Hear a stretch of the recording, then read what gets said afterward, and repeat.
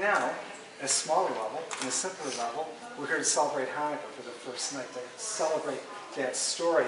And we brought a special guest in, Rabbi Shawn Zevit.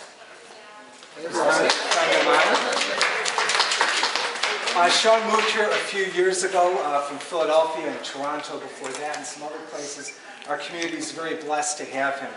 He is a synagogue consultant and director of social justice nationally for the Jewish Reconstructionist Federation. So with that, let's turn it over to Shawn. Hi Chamesh, as we say. That's high five in Hebrew.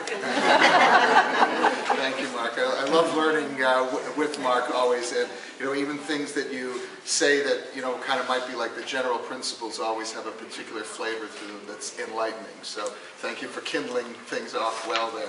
I also wanted to ask everybody, here we are gathered, and part of making meaning in Jewish life is to understand not only what does our tradition or what are our innovation asking us to do, but why we're doing this.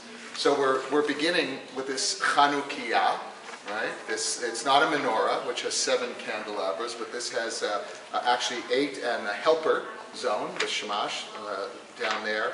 So what gives birth to this idea of the candles? What is the story that most of us, when we're this size and and upwards, get?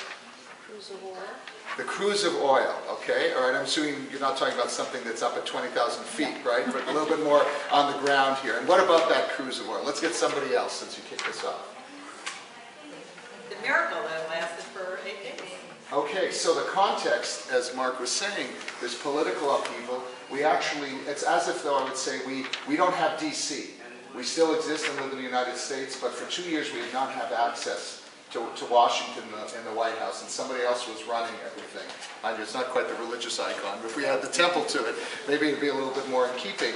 And we finally reclaimed from the Syriac Greeks, we reclaimed the temple, and the story that the rabbis tell, sometime after the actual event of Hanukkah, is that the one flask was found, was going to take at least a week to get other oil, pure oil, not just oil, but oil that could be used in the temple, and it lasted for those 8 days.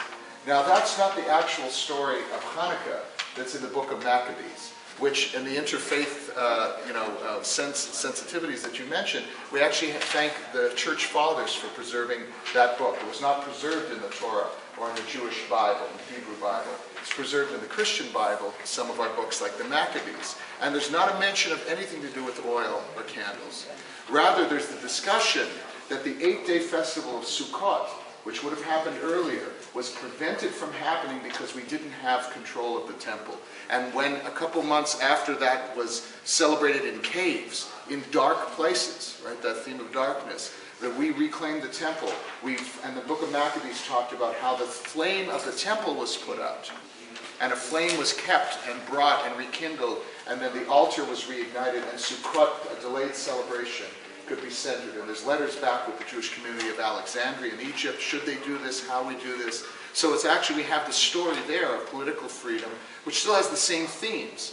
But the rabbis were a little bit skeptical because of some of the political decay that had happened of giving the Maccabees full props. So, the Maccabees claim God as their guiding light. But for today, I think it's important to hold both of those, the miracle and the work that we do with our own hands, because I think we need both. It's not a day of either or.